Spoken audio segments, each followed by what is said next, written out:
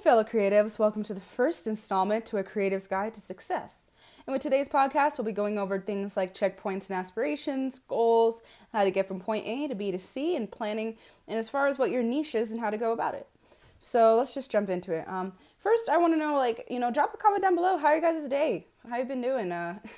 What have you been doing this week? Like, what do you feel like is your goals you're going to get for this week? Like, let's get this started good. Like, what do you feel like you need to work on? What do you feel like you should be doing? And that kind of wraps into what we're going to talk about now, which is your niche. Now, for this installment, for the first, this is going to be kind of a general going over how to go about it, how to get the ball rolling. But the first thing we want to cover is, what is your niche or niche? So you may be asking, well, I don't know, what's my niche? That's a fancy word. Well, that is things you like or passionate about. Now, I guess to narrow in, it would be what you're passionate about, because there are a lot of things we like, but doesn't mean that we're passionate enough to pursue them. So think about something that, and it doesn't matter if it's popular, if you're not good at it, or whatever. Let's say, for example, I'll use just what I'm doing, art. I was pretty passionate about it. I still am. And I was really crappy, and I still don't think I'm that good. We tend to be very negative towards our own craft because we're perfectionists. But I used to be complete garbage, but I didn't care. I was so passionate about it, and that's what you need. So think about what you're really good at. Or even what you're not good at. Think about what you're really passionate about, I should say. Let's say it's art, just for example, or writing. Now, what you want to do is just kind of, if you do multiple things, try to keep everything in kind of one passage, I should say, because it's good to be jack of all trades, but when you're starting out, you want to just have your main thing. You can always move on to 2 or 3, but just for this example, let's say it's art, let's say it's digital painting, which is what I do, or even traditional.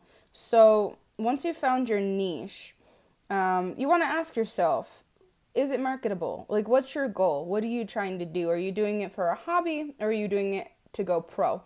Now, when I mean go pro, that doesn't mean you have to go straight working for like a movie company, movie studio, or game studio. I mean, making yourself into a professional, making it your livelihood, your work, your career.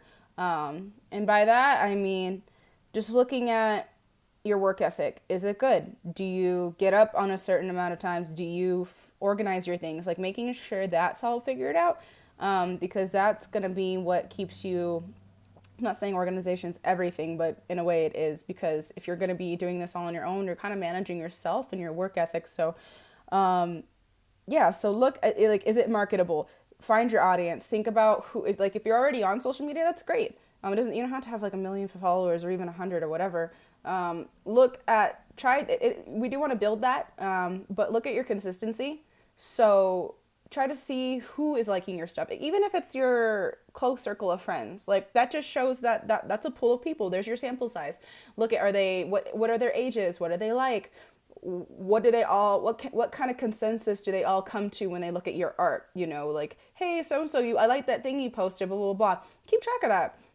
Like, it may just seem like, oh yeah, they're just saying that because my friend, but like, they're genuinely saying that. I wouldn't say that if they were, they're not BSing you. Like, most friends, you can tell they're like, I don't like it. But even if it's not great art, they still are going to find something that they like. And that's what you're trying to siphon from that. So just look at what they like about it, and then kind of just go from there. And then even later on, you might even end up changing audiences. So just make sure you pay attention to that. And then also, just do your research. Like I was saying, do your research. Definitely just look into who your audience is. And as you get bigger, pay attention, because your audience matters like a lot. Like, you're making that content for them. Of course, it's for you too, but you really have to think about how they feel. Like, look at not like, oh my gosh, am I not getting likes? Like, use that as a tool to kind of just gauge whether or not, hey, maybe this piece isn't the best. Maybe it's not doing well. Not saying to be a super perfectionist, but work smarter, not harder. So, like, if you have an Instagram, look at the likes to comments ratio, look at the engagement. If there's a lot of engagement, that's really good. You could have tons of likes, but you got to look at the ratio to that. So just kind of mix it up. If you feel like you're not doing too well, just kind of see what the trend is. Look at trends, look at who else is in your market, and just kind of play with it, just experiment. Just because it works for someone else, it may not always work for you. So always try something new, always learn, always, mold your crafts. And that kind of leads into the second thing I wanted to talk about, which is crafting. Just craft and learn, craft and learn. And this is something you're going to be doing like for onwards, more than what you can, more than you're probably going to be comfortable with. Because a lot of us, we just learn something and then we're like, oh, I'm good, I don't need to learn that. Or we look at this video and like, man, it's super basic, I don't need to learn this. Really, I mean, it could be something that's basic or it seems basic, but like, do you actually know it from the back of your head or the back of your hand? Like, yeah, we have to like put that pride aside, which that's something I've learned, have had to learn to do, because that kind of can stunt you actually a lot. So yeah, that's kind of what you want to do. Just learn from the best, or even learn from people who are just in your field too. Look at other artists, look at other creatives, look at their videos. Take the time to study and learn and research, because you're not going to move forward if you just feel like you know everything. So, or you feel like, oh, I'm good at where I'm at, but then you're not getting results, So, definitely accept critique too. I mean, if people are just being an a-hole, then just kind of gloss over that. But watch the masters, I mean, they're masters for a reason. They've done the same thing over and over and it's worked for them. I mean, at the beginning, they went through this process. They looked at, okay, this worked, this didn't work. They put in the time and the research. That's why there's very few masters. Many doing the same thing, but few doing it well. So yeah, this process never stops. So you are constantly evolving, trends are evolving, people are evolving, concepts are evolving, the market itself is evolving all the time. New methods, like digital art is very new. Digital painting for itself has only really been booming within the past 5 to 6 years. So as far as like using Photoshop, now before people were using it, like 10 to 15 years ago, but it was more of just basic Photoshop 1, MS Paint, or just doing traditionally and scanning it in. But now, like, that's like a must, and just specifically in like the digital art, 2D and 3D, animation, storyboarding, concept art, matte painting. So you have to just keep up with the times. And a lot of people ask like, oh, should I go to art school or should I go to the school to perfect my craft or whatever your craft is? If you feel that it's going to be worth your money and time and you do the research, then sure. You don't really need to ask anybody. You just need to look at the research yourself. Like if you ask someone, I think the most you're going to get out of it is just their experiences, but everyone's experience is different. So someone could have a crap experience, but you go and you have the most amazing experience and you gain a lot from it. It's what you put in. So if you're expecting school to just hand you everything and just baby you, that's not going to happen. It's pretty much going to be no different than learning on your own, just in a more structured environment. Because after you get the assignment, then you're on your own at home. So, and that's why a lot of people fail, because they think that school's just going to baby them and coast them through, and then they're just have this degree and get this awesome concept art job. And I'm like, dude, if you aren't willing to work at home after you do your homework, what makes you, if you aren't willing to do it on your own as a freelancer, what makes you think that school's going to teach you to be responsible? They can give you the material, but you have to put it in. So, but if you have those skills or you're working on those skills, then yeah, definitely, if you feel like that's something you should pursue, then definitely go for that. It's about you and your craft. Like, it's your brand. You are the face, or your art is the face of what you're going for. So if you're crafting that and that's what's most important to you, which should be for your marketing and for your business and whatever you're doing, your creative endeavors, definitely pursue it. But do watch out, because there are a lot of scam schools, which I can make that into a podcast. Podcast idea. So yeah, just keep up with the times. I mean, so this kind of just goes back into crafting what you do. And this is something you're doing all the time. Like, not all the time, but just making sure that you're keeping up to date. And that's part of the fun, you're like, oh, I like this new idea, or oh, I like this new concept. And then, something could intrigue you. Like, I always keep Pinterest open. Pinterest, I don't, people don't really download photos anymore. I mean, I do for, reference and such, for stuff like that. But definitely keep a Pinterest board. I think everyone has that at this point. I mean, you can do a Google search, but Pinterest kind of just weeds out all the crap and you just get all the good stuff. And try not to spend too long on there, but just enough where you can have a bunch of boards to keep you inspired. And then, it could be one little idea that sparks off this whole thing. And that happens for a lot of people, including myself. So definitely get into that. Another thing I use, let's see here. Facebook, not so much. Now I use that for marketing and ads, but we'll talk about that at a different time. Let's see. I mean, you could use Tumblr. Tumblr is good. I mean, it's a little cancerous there, but I mean, if you're using it strictly for your art and whatnot, and you're not really like getting into the drama, then it should be great. Um, yeah, Pinterest. You can even use ArtStation. Now that's really for more for 2D, 3D artists. Use Behance, portfolio websites. Um, oh, and also, I mean, a lot of us creatives, we're kind of entrepreneurs in a way, and I know there's going to be entrepreneurs listening to this, so definitely look at like Business Insider, entrepreneur websites, or even just on YouTube. Of course, there's so much content you guys don't even understand. There's so much content to any niche you got or want to perfect. People are just giving it out for free.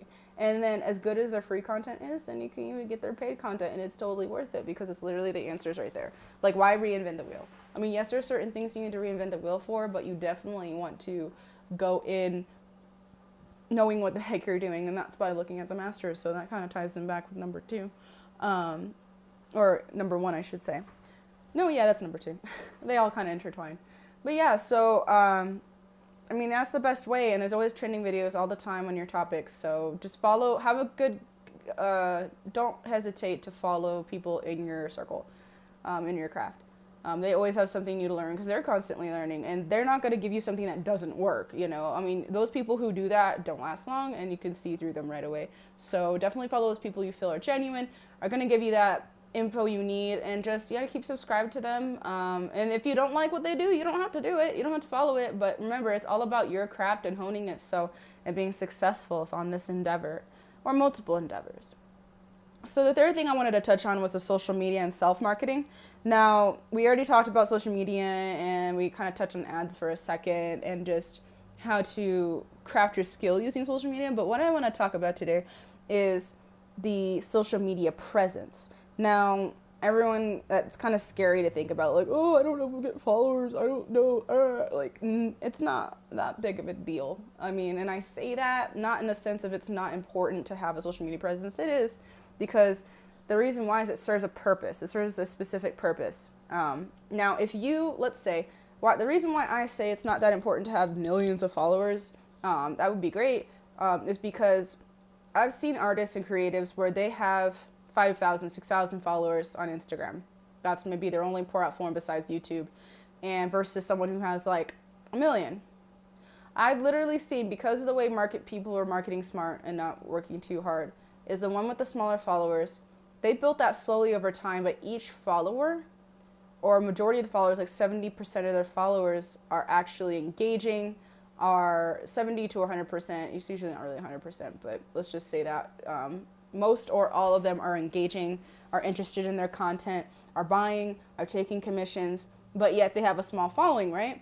That's because they really built their audience on user engagement, on personal relationships. So it may be slower, but it's much more worth it because you have a true, genuine audience, and you're actually gaining and reaping more from that. Whereas if you had 1 million followers and you use that just through very vague ads, I mean, ads are great, but it should be used in moderation.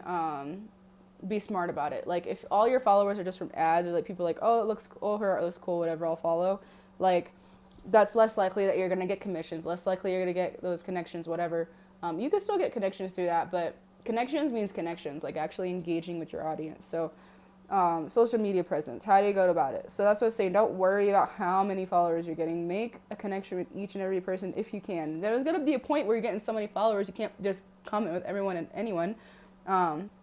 Because if you notice, like if you're sharing with friends, a new YouTuber or whatever, Instagram person, like usually you're sharing with it because you like that person, right? And you have had some sort of experience, whether it was direct or not direct. Like you like the personality, you like the way they engage with people.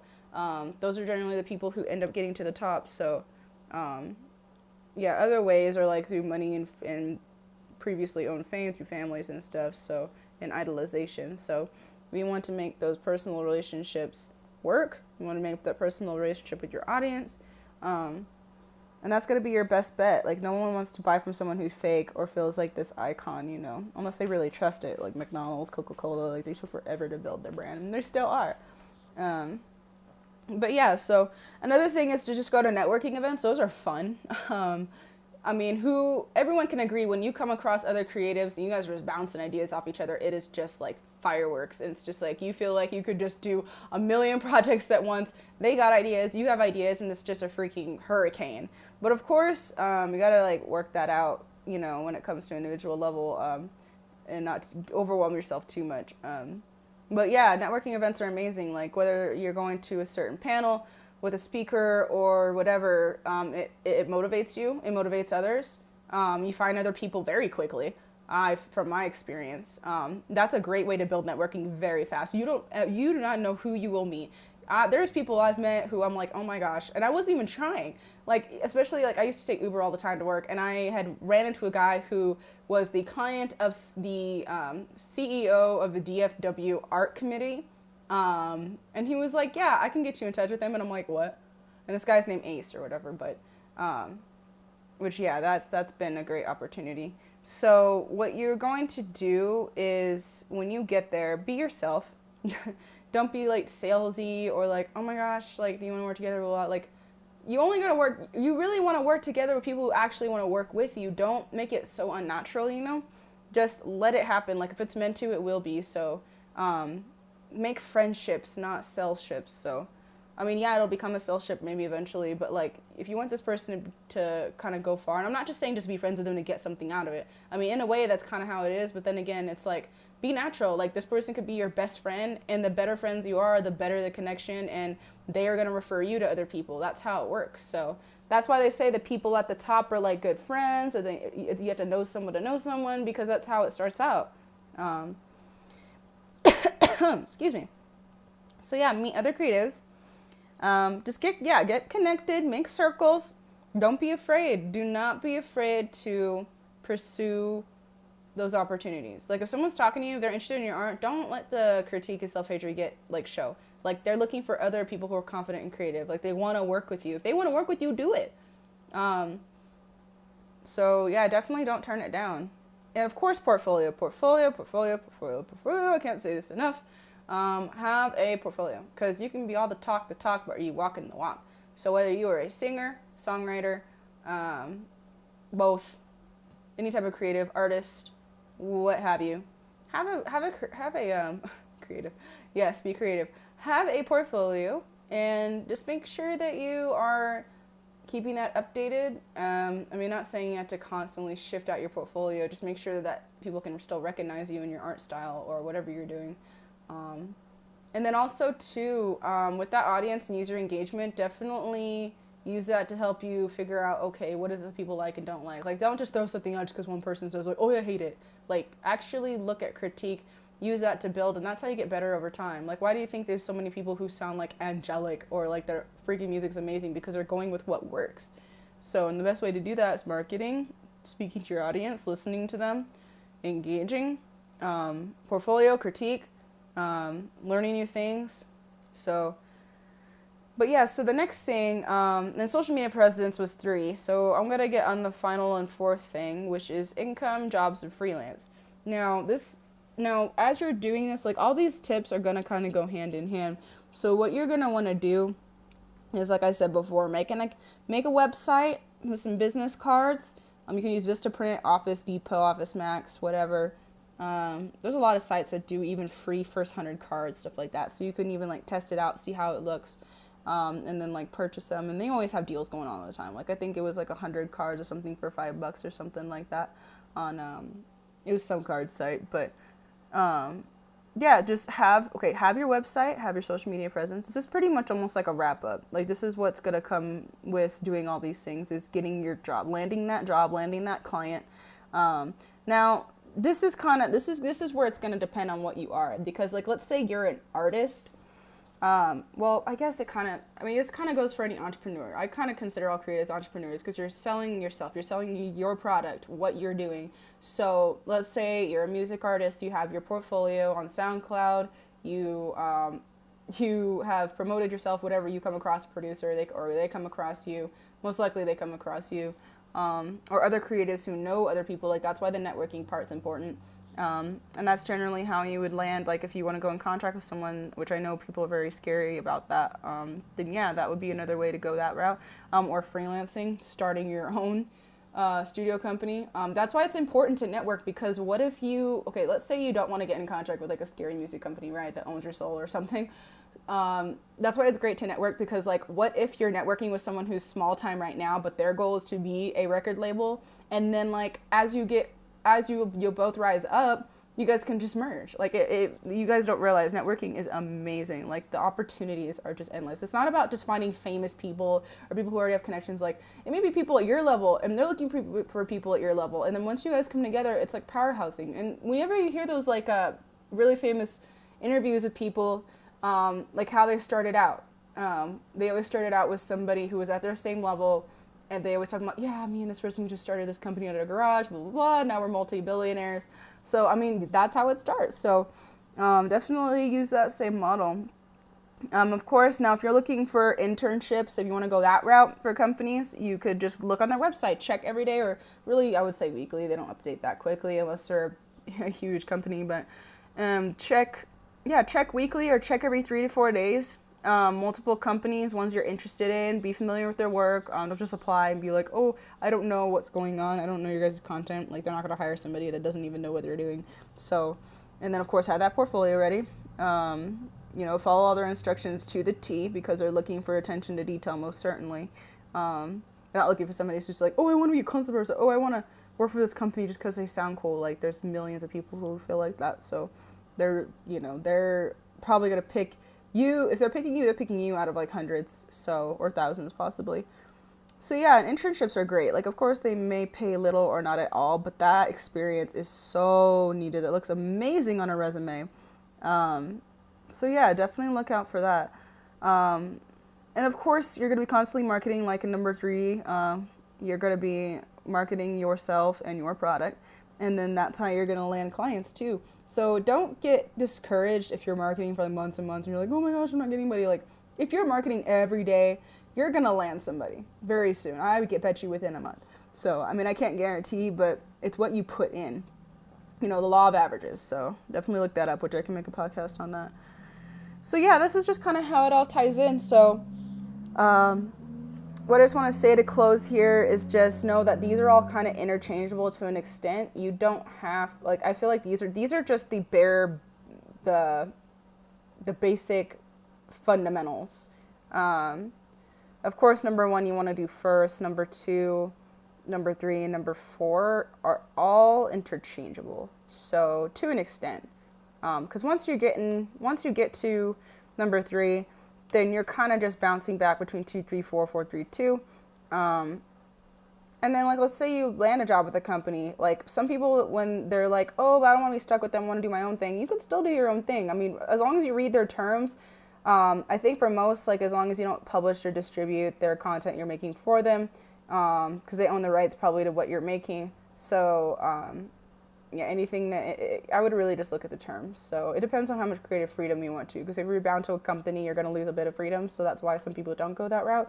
But it works out for some people. They can still do their own shindig and then do that. So definitely just look at your options. And this is just a basic layout. This isn't like a you have to, but this is just kind of the bare bones, the fundamentals of just going about your creative endeavors. So if you guys liked the podcast, definitely comment, leave a like, and definitely subscribe for more content. So I will see you guys in the next installment.